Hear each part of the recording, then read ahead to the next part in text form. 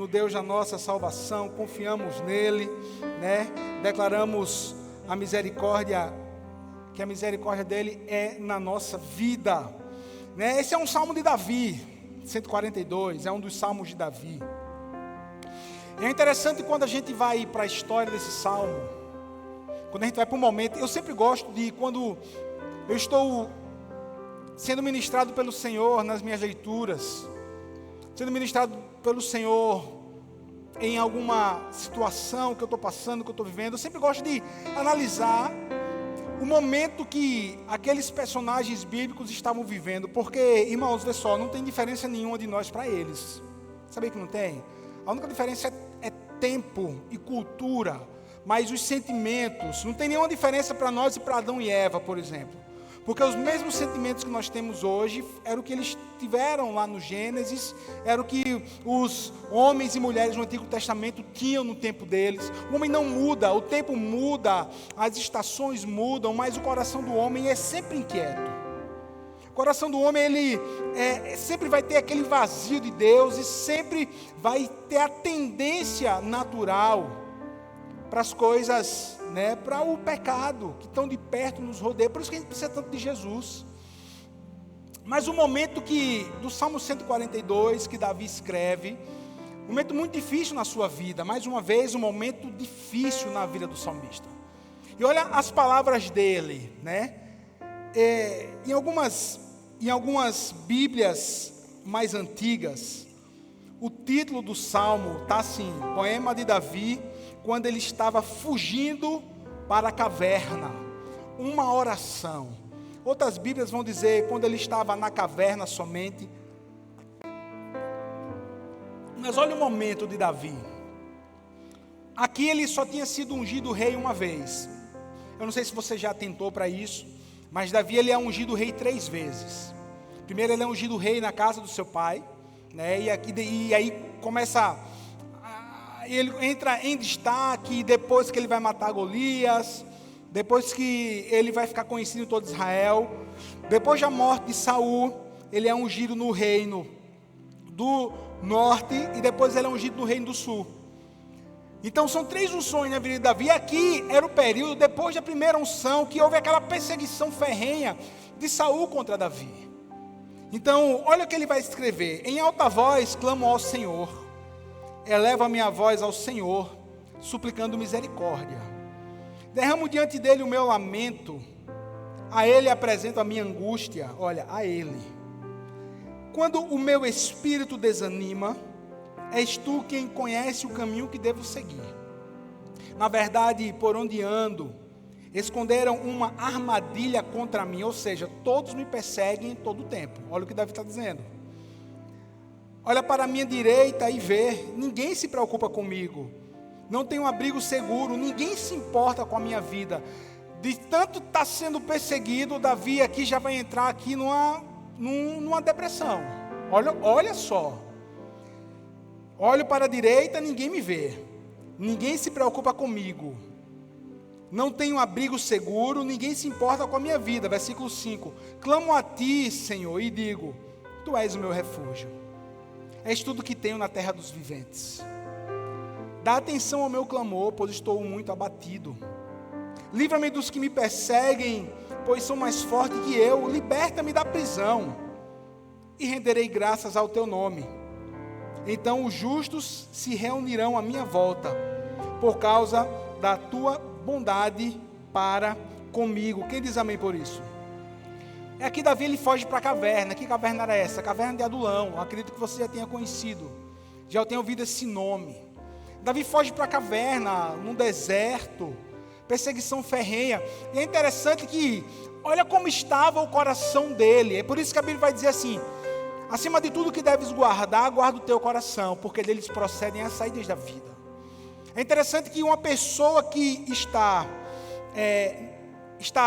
mal, está depressiva, é muito comum atrair e exalar esse mal. É muito comum. Irmãos, presta atenção.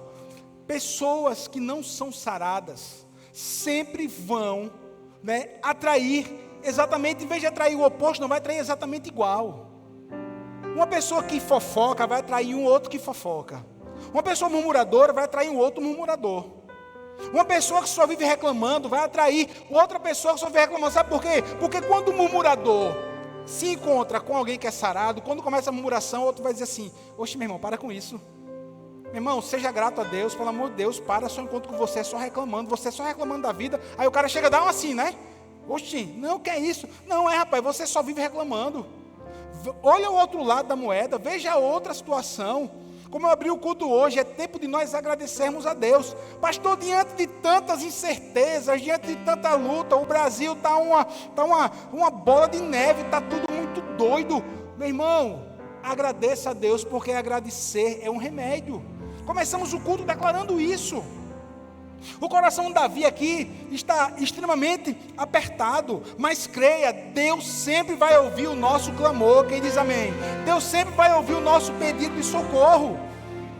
Do mais forte ao mais fraco, todos nós passamos por dificuldades, por lutas, todos nós passamos pelos momentos difíceis da vida. O apóstolo Paulo tinha um espinho na carne, onde ele ora 3 vezes, lembra-se disso? Paulo que orou e, por exemplo, ressuscitou o Eutico. Paulo que é picado por uma víbora, as pessoas achavam que ele ia morrer, mas ele pega assim, sacode a víbora no fogo, e ela que morre, ela que lute. Quando todos achavam que Paulo ia morrer, ele está lá, e vai orar pelo pai do prefeito da ilha, lá o pai do Públio, e o cara vai voltar, vai ficar bom. Esse foi o Paulo que orava e que tinha poder e as coisas aconteciam. Quem diz amém por isso? Mas aí o espinho na carne chegou nele, ele ora 3 vezes, e o Senhor diz assim: Paulo, não vai ter a cura não. Isso daí é para você entender que o meu poder está se aperfeiçoando em você, na sua fraqueza. Olha só, todos eles passaram por momentos difíceis, todos eles. Paulo passou, Davi passou. Quem sabe você está passando por um momento difícil na sua vida. Irmão, vê só, posso estar pregando para pessoas que estão se identificando com essa palavra. Pessoas que estão atravessando momentos difíceis da vida. Para você, meu irmão, a palavra de Deus é: eis que estou convosco todos os dias da tua vida. Você pode aplaudir Jesus aí no seu lugar? Você pode aplaudir Jesus aí no seu lugar? Aleluia, aleluia. Quando eu estava fazendo a leitura desse texto e nos estudos, um comentarista do Antigo Testamento descreveu as pessoas que estavam com Davi e também o próprio Davi de 3 formas. Eram devedores, desprovidos e descontentes. Já pensou, irmão? Devedores, desprovidos e descontentes. Olha só. E o momento da vida de Davi era um momento de desânimo. Entenda bem. Não é porque você está na igreja, não é porque você é crente que você não vai ter momentos. Diga assim, momentos. Diga como vou ter assim, momentos. Pois é, nós não vivemos de um desânimo. É natural que nós passamos por momentos de desânimo. São momentos, mas são marcantes. Olha o que é que diz: quando o meu espírito desanima. Irmão, Davi está dizendo assim: Deus, o meu espírito está desanimando. O espírito aqui ele está se referindo às suas emoções, irmão. Ele está se referindo às coisas do coração. Deus, é muita perseguição. Deus, eu não fiz nada para esse homem Saul, eu só fiz o bem. Eu toquei harpa para que os demônios, para que os cão que estavam nele fossem embora. Deus, eu lutei com Golias quando ele estava se escondendo lá na sua tenda. Deus, eu já matei tantos inimigos, já conquistei tanto para Israel, e agora esse cara se volta contra mim. Não dá, não aguento mais. Escute bem, era o momento que Davi estava passando. E se você está se identificando com algum momento na sua vida no qual você pode estar desanimado, creia nisso, o ânimo do céu está sendo derramado sobre você nessa noite. Querido, uma palavra de Deus tem o poder de virar a chave na nossa vida. Da mesma forma que um momento de desânimo ele chega, ele vaza, ele vai embora. Da mesma forma, escute, eu estou falando do evangelho real para situações reais da nossa vida. É isso. O momento de desânimo de Davi. Querido, olha, quando o meu espírito se desanima, tem uma versão antiga que diz assim, olha como a versão diz assim: o meu espírito se amorteceu. Nossa. E meu irmão, é terrível o desânimo, porque ele vai afetar a nossa capacidade, por exemplo, de tomar decisões. O desânimo afeta a capacidade de tomar decisões. O desânimo afeta a nossa capacidade de prosseguir. Desânimo afeta a nossa capacidade de acreditar no bom futuro. Olha o que é que o desânimo faz. Davi chega, não, ele vai se esconde, vai para a caverna de Adulão.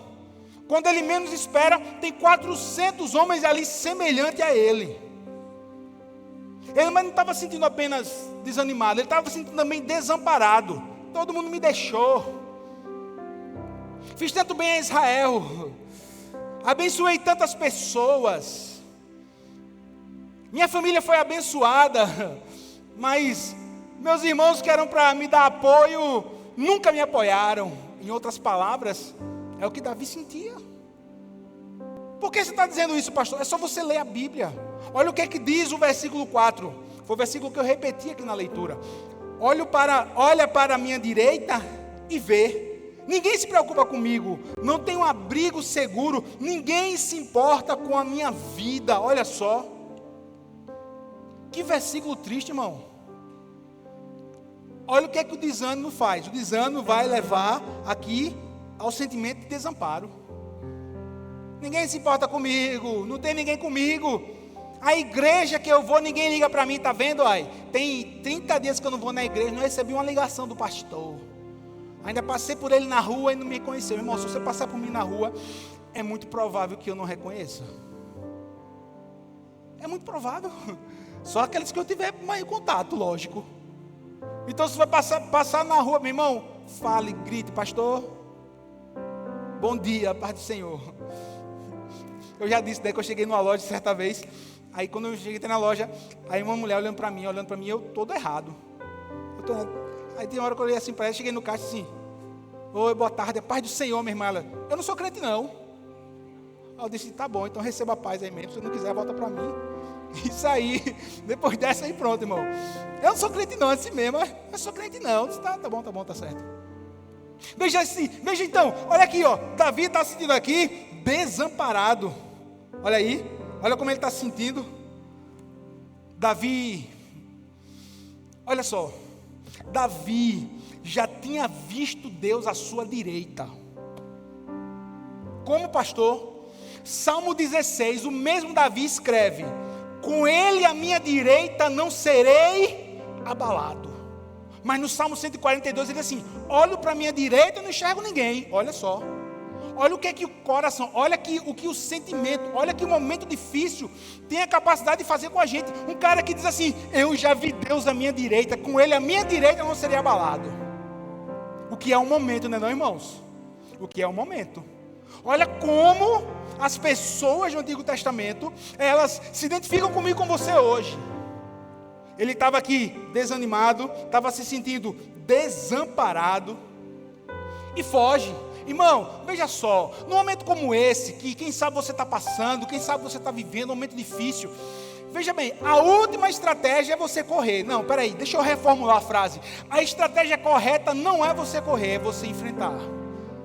Aí tem um comentarista que disse a seguinte frase: em um momento de dificuldade, cuidado com a síndrome de tartaruga. Você nunca vai resolver seus problemas ignorando, fugindo e entrando no seu próprio casco. É o que acontece com a tartaruga. Não, irmão. Diante das dificuldades da vida, nós olhamos para a nossa direita, sabemos que o Senhor está conosco. Para a esquerda, sabendo que o anjo do Senhor está conosco. Olhando para frente, que nós temos esperança. Eu olho para trás como referência de que o Senhor me trouxe até aqui. Então quer saber? Eu vou progredir, eu vou prosseguir, porque o Senhor é comigo. Vamos enfrentar. Vamos enfrentar. Vamos enfrentar os momentos difíceis. Vamos enfrentar. Se precisa de procurar ajuda, que você procure. Pastor, o senhor não tem medo das incertezas do Brasil? E 1º de janeiro, irmão, preste atenção. 1º de janeiro de 2023, nós continuamos a ser igreja, tá certo? Você está entendendo? Nós continuamos a ser igreja. Aconteça o que acontecer, a gente continua sendo igreja, continuamos pregando, continuamos amando, dizendo que Jesus é o Senhor, levando palavra de paz, de ânimo, de esperança. Meu irmão, a igreja é do Senhor e Ele é quem vela pela sua igreja, ponto final. Então descanse seu coração. Se tiver de parar um pouquinho, de vir na rede social, de ouvir alguma notícia, porque isso está trazendo pânico a você, pare, porque até mesmo eu já parei. Sabia, irmão? Até mesmo eu já parei. Ai, meu irmão, nem mando, não. Grupo, meu irmão, eu só apago. Porque tem hora que, se eu não cuidar do meu coração, se você não cuidar do seu coração, cuidado, sabe o que eu prefiro, meu irmão? Eu vou ouvir uma palavra de ânimo, de paz, oxe, eu vou ouvir um louvor, vou ouvir uma adoração. Você está entendendo, irmão? Então, olhe, nós continuamos a ser igreja. Aconteça o que acontecer, continuamos a ser igreja. Quem diz amém por isso? Irmão, Davi estava sentindo aqui, olha, ele estava sentindo aqui desanimado, ele estava se sentindo desamparado, e agora o terceiro D, deprimido, velho, meu irmão. Salmo 146, versículo 6, pois estou muito abatido. Irmão, Moisés ficou abatido, Jonas ficou abatido, Elias, o grande profeta, meu irmão, Elias era um cara altamente depressivo, velho.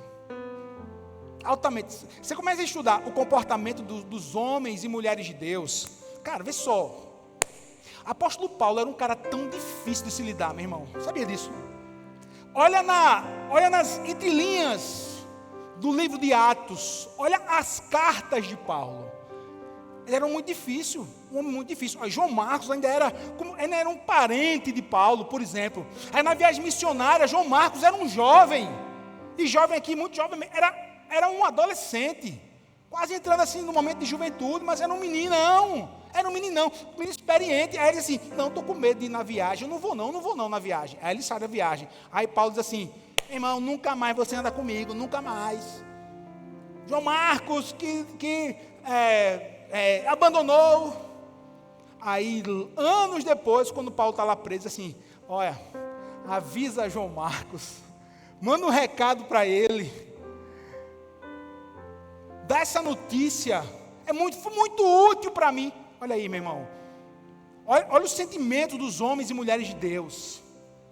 E aqui Davi passando um momento extremamente difícil, ele estava altamente deprimido, meu irmão. Mas nesses momentos eu prefiro acreditar que eu posso clamar, que eu acredito que Ele vai me alcançar. Eu posso clamar quando eu estou no momento mais deprimido, no momento mais difícil da vida. Eu posso continuar a confiar em Deus. Quem diz amém por isso? Ele está comigo, Ele está com você, irmão. É o Deus Emanuel. Ele é o Deus Emanuel, acabou. O Salmo 142 relata um Davi deprimido, um Davi que estava aqui desamparado, um Davi que estava sentindo altamente desanimado. Tem outra coisa, pastor? Tem. Ele estava se sentindo derrotado, irmão. Derrotado. Ele estava sentindo a derrota. Olha só, dá atenção ao meu clamor, pois estou muito abatido. Livra-me dos que me perseguem, pois são mais fortes que eu. Liberta-me da prisão. Nossa, estava se sentindo preso, angustiado, francamente derrotado. Só estava enxergando pessimismo, irmão. Vê só, eu não posso enxergar somente pelas lentes do pessimismo. Mas pastor, a minha alma está doente, então você tem que procurar ajuda para a alma, beleza? Mas o evangelho do Senhor está me dizendo que eu não posso ter sempre uma visão deprimida. Não, meu irmão, peraí, meu irmão, vamos olhar para o outro lado, por favor. Olhe para o lado do evangelho do Senhor Jesus. Olhe pela ótica do Senhor. Todas as coisas cooperam para o bem. Peraí, mas eu estou passando a prova, a luta, meu irmão, eu não tenho a resposta hoje. E pode ser que você nunca tenha. Pode ser que você nunca tenha. Mas uma coisa eu tenho certeza, que ou hoje ou amanhã, uma providência e um mostrar de Deus no que diz respeito às situações você vai viver. Afinal de contas, realmente, pastor, todas as coisas cooperam para o bem. Eu achava que ia ser um mal e Deus transforma o mal em bem. Irmão, pelo amor de Deus, a história de José. Irmão, em sã consciência, quem era que achava que aquele menino, se você não conhecesse a história, se você estivesse no começo dela, quem era que ia dizer que aquele homem ia virar o segundo homem do Egito? Não. Era de escravo para continuar escravo e ter uma morte terrível. E isso era o que a mente humana, sem perspectiva, podia achar, podia até dizer, mas ainda bem que Deus intervém na nossa história. Aí o próprio José vai dizer lá no capítulo, se não me engano, 40, ele vai dizer assim, mas tudo isso aconteceu porque eu precisava livrar vocês, precisava livrar esse mundo da fome, e Deus, Yahvé, transforma o mal em bênção. Vocês me jogaram no poço, me venderam pelo mal, mas Deus transformou esse mal em bênção. Aleluia, aleluia. Tudo bem, pastor, você falou de algumas coisas. Estou me identificando com pelo menos uma delas. Eu estou desanimado, por exemplo. Quem sabe está dizendo isso. Mas nessa noite existe uma segunda parte aqui desse salmo que traz uma boa notícia, uma boa palavra ao seu coração. Diante de tudo isso, para que o Senhor ele possa me ajudar nessa hora mais difícil, primeiro, entenda uma coisa. Faça como Davi fez. Verbalize seus problemas a Deus. Ou seja, ore ao Senhor. O salmo vai começar assim. Olha como é que começa o salmo 142. Em alta voz clamo ao Senhor. Versículos 5 e 6 ele vai dizer: clamo a ti, Senhor, dá atenção ao meu clamor. Tudo isso Davi diz abertamente a Deus. Meu irmão, minha irmã, abra sua boca, comece a clamar a Deus, senão o desânimo, o desespero, a dor tomará conta do seu coração. Abra sua boca a Deus, clame a Ele. Se você quiser, grite por Ele. Se você quiser, fale baixinho, mas fale. Abra sua boca em alta voz, aquilo que Davi disse, em alta voz eu clamo ao Senhor. Quando você começa a abrir a sua boca, quando você começa, por exemplo, a adorar, irmão, um start, um processo começa no seu coração. Quem está aqui diz amém. Um processo começa, um mover de fé na sua vida. Mover, meu irmão, quantas vezes chegamos aqui nesse lugar, irmão, eu gosto de trazer esse exemplo, porque ele é real demais. Quantas vezes chegamos aqui nesse lugar, triste, meu irmão, não quero mais saber, amanhã eu desisto, mais tarde eu desisto. A gente chega aqui, vem num culto semelhante a esse, recebe uma adoração, recebe uma palavra, adora o Senhor e diz assim, meu irmão, que bom que eu fui para a igreja, mas Deus falou comigo. Já aconteceu com você isso? Já aconteceu com você? Tem alguém que se identifica com isso? Tem alguém que dá testemunho disso? Não. Que bom! Meu Deus! O melhor investimento do dia foi para a igreja. Porque eu ouvi uma palavra, estava pronto para desistir, estava achando que era o fim. E o Senhor diz assim, nada, tem muito ainda para você. Levanta, come, porque ainda tem muito caminho para ser percorrido. Então não tem como desistir. Em alta voz clamo ao Senhor, aleluia. Ele verbaliza, ele também reconhece a presença de Deus na sua vida. Querido, reconheça o Senhor na sua vida, em tudo. Reconheça o Senhor. Versículo 3 diz assim: quando o meu espírito desanima, és tu, Senhor, que conhece o caminho que devo. Quando o meu espírito se desanima, és tu quem conhece o caminho que devo seguir. Aleluia. Tem aqui uma frase, Peter Marshall disse o seguinte: antes de você buscar a Deus, Ele está buscando. Nossa, meu Deus. Que conforto saber que o Senhor está comigo, o Senhor está com você, aleluia. Deus sabe, querido, Deus sabe, irmão, Deus é onisciente. Deixa eu te lembrar, Deus ele é onisciente.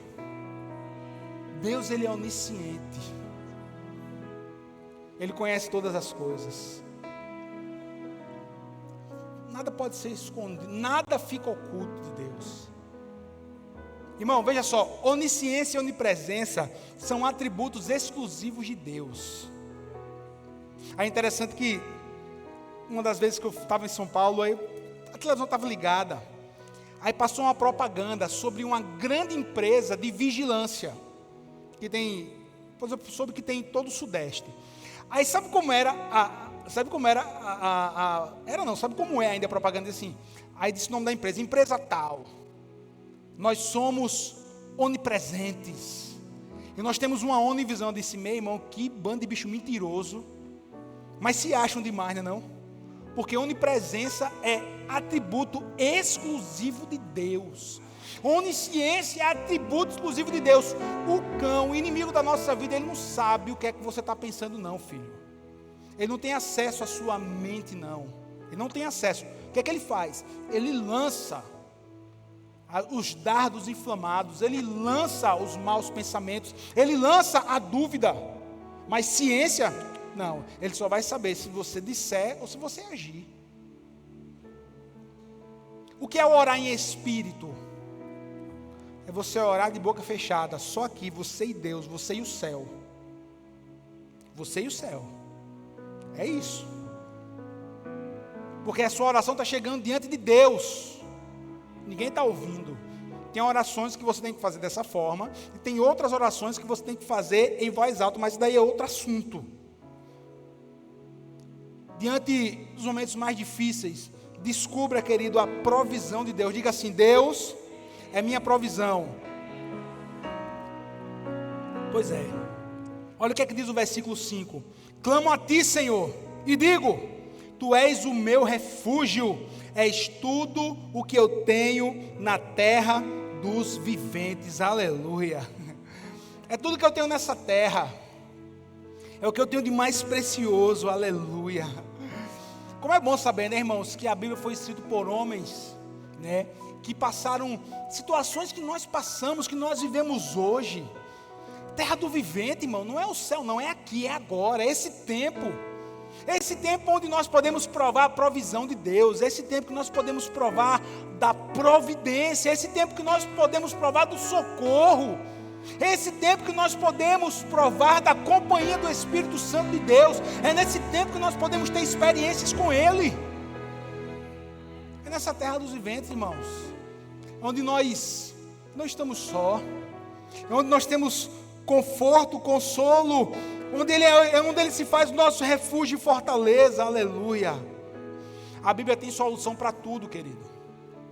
A Bíblia tem solução para tudo. A Bíblia nos ensina todas as coisas. A Bíblia é a provisão da palavra de Deus, sempre presente perto de você. Teve uma pessoa, uma vez chegou para mim, aqui, eu acabei de pregar, tinha acabado de pregar. Aí a mulher chegou aqui, aí disse assim, pastor, eu vim aqui para o senhor trazer uma palavra para mim. Ó, tinha acabado de pregar, no culto de domingo. Aí eu disse, como, minha filha? Não, eu vim aqui para o senhor trazer uma palavra para mim. Eu disse, minha filha, me diga uma coisa, você não é daqui dessa igreja não, você está visitando a gente? Ela, estou, pastor, mas eu quero que o senhor diga a palavra para mim assim. Eu digo, arrependa-se e crê no Evangelho. Ela, não, pastor, eu quero uma palavra para mim. Eu disse, filha, a palavra eu já ministrei. Se você quer uma palavra exclusiva para você, leia a Bíblia. Vá ler a Bíblia. Ela falou assim, o senhor não tem uma palavra para mim não? Eu disse, tem, eu já ministrei para você, filha. Qualquer coisa você pega lá no YouTube de novo. Mas é para agora. Eu disse, eu já disse. Arrependa-se e crê no Evangelho, ou seja, se converta, né? Ou então pega a sua Bíblia e faça uma leitura que Deus vai falar direto com você. Querido, a palavra de Deus é uma palavra direto para o meio, para o seu coração, em todos os momentos da nossa vida. Em todos os momentos da nossa vida. Em todos os momentos. Aleluia.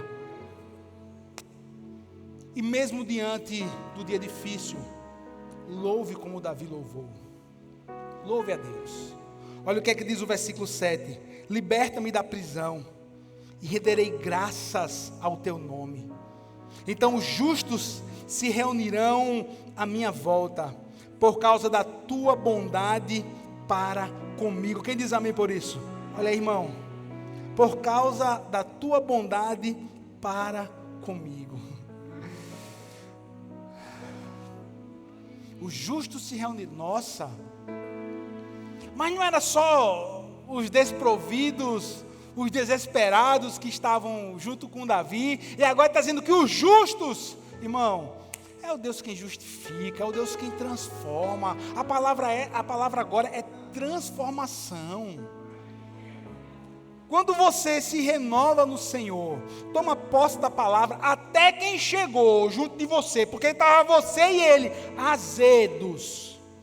Aí você foi transformado pela palavra, você vai começar a exalar o bom perfume de Cristo.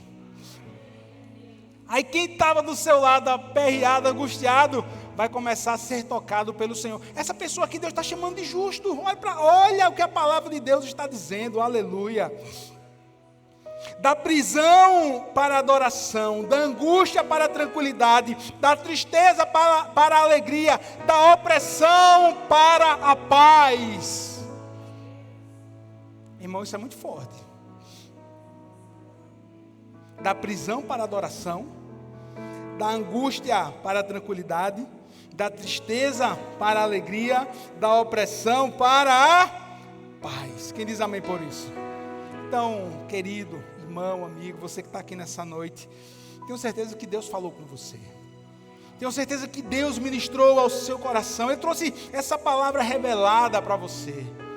Ele trouxe essa palavra como um bálsamo para a sua vida, aleluia. O melhor de Deus, eu creio que ainda está por vir. Quem diz amém por isso? Olha o que é que diz outro salmo, Salmo 107.